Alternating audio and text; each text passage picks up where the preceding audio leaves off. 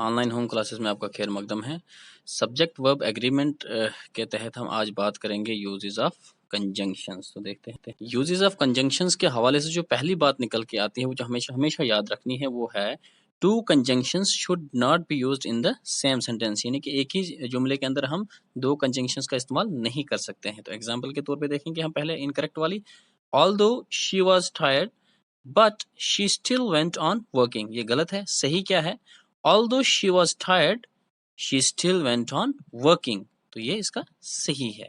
तो देखते हैं नेक्स्ट क्या कहता है कंजंक्शन के बारे में। ये वाला पॉइंट बोथ का इस्तेमाल और नीदर और नार का इस्तेमाल के ऊपर इंपॉर्टेंट रहने वाला है। Both should be followed by and. It should be used in the positive sense. In negative sense neither nor should be used in place of both.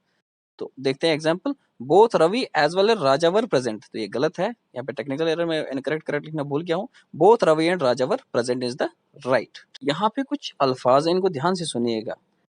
Either और, neither nor, both and, not only but also should be followed by the same parts of speech.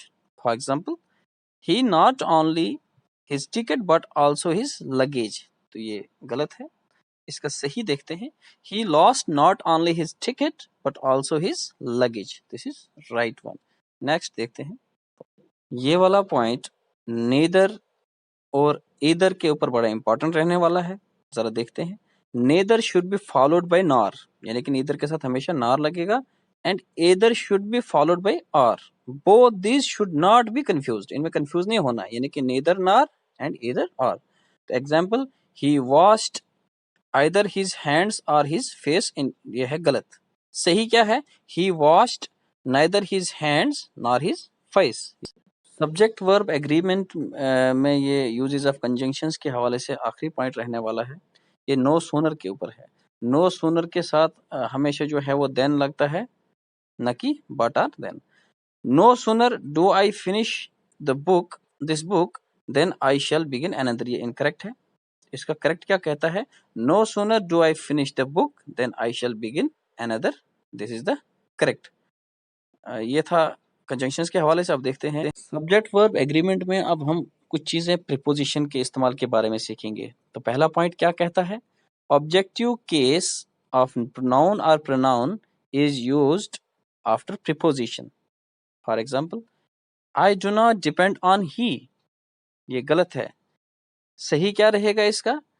I do not depend on him. ये सही है, यानी कि यहाँ पे ही और him का फर्क लग रहा है कहाँ पे इस्तेमाल होगा ये इसके अंदर प्रीपोजिशन में। नेक्स्ट देखते हैं, ये वाला पॉइंट जो है ये फोर्थ फॉर्म ऑफ वर्ब के हवाले से काफी इंपॉर्टेंट रहने वाला है। ध्यान से सुनिएगा।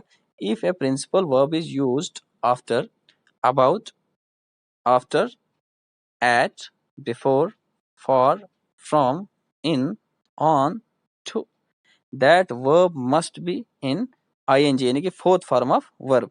Example, you prevented me from do it. ये गलत है। You prevented me from doing it, ये सही है। फोर्थ फॉर्म लगी है।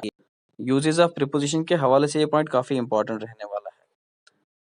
On, in, at are not used before today, tomorrow, yesterday, the following day, the next day, etc. Example, he will go there on tomorrow। ये गलत है।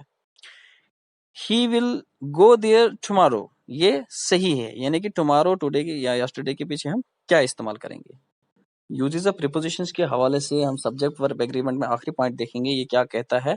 ये to के ऊपर है। टू का इस्तेमाल हम किसके साथ करेंगे? जैसे कि हम देखेंगे से, suggest, propose, speak, reply, explain, talk, listen, right is followed by two preposition if there is a person। I repeat, if there is a person in the form of object।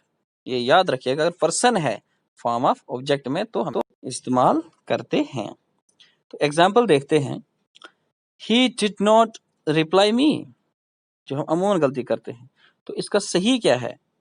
he didn't reply to me, क्योंकि यहाँ पे person है form of object में। तो दूसरी example देखते हैं यहाँ पे, जो आपको और क्लियर करेगा।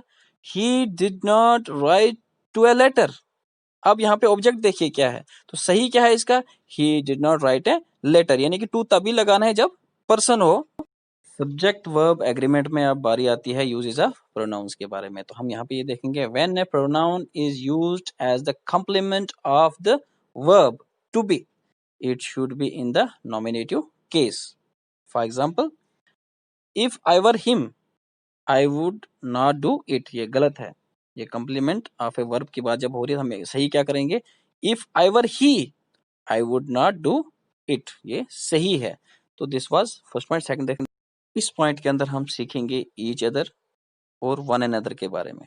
तो पहला point, each other is used in speaking of two persons और थिंग्स। ठीक, दो चीजों या दो बंदों के बीच में। One another is used in speaking of more than to, दो से ज्यादा। तो example, the two brothers loved one another, ये गलत है, ये कि दो बंदे थे, ये सही है। The two brothers loved each other, ये सही है, दो बंदे हैं इसमें। तो नेक्स्ट देखते हैं इसमें क्या। इस पॉइंट के अंदर हम first person singular, second person singular and third person singular के बारे में सीखेंगे, right. When two or more singular pronouns of different persons come together, the pronoun of second person singular you comes first. ठीक है, second person का पहले आता है। The pronoun of the first person singular comes last. ठीक है, first वाले का लास्ट आता है। And the pronoun of the third person singular comes in between. तो एग्जाम्पल यहाँ पे हम देखते हैं, I, you and he must work together, तो इनकम्प्लीट बात है, ये तो सही है। You, he and I must work together, this is the right one. Next one देखते हैं। लास्ट पॉइंट पे हमने ये देखा था first person singular, second person singular और थर्ड पर्सन सिंगुलर के ऊपर। इस वाले पॉइंट में हम सीखेंगे first person plural, second person plural and third person plural के बारे में। तो आइए देखते हैं, when two or more plural pronouns of different persons come together, the first person plural, that is we, comes first, then second person plural you, and at last third person plural they। तो हमने ये चीजें यहाँ पे देखी। Example के तौर पे हम देखते हैं, you, they and we must work together, ये इनकरेक्ट है। we, you and they must work together. अगर हम टेंस चार्ट को भी याद करेंगे, पिछली वीडियो में जाकर हमने इसको इसी तरतीब में इस्तेमाल किया है, वी, यू, दे को, ताकि ये अंडरस्टैंडिंग बनी रहे। This was all. Stay home, stay safe, thanks for watching.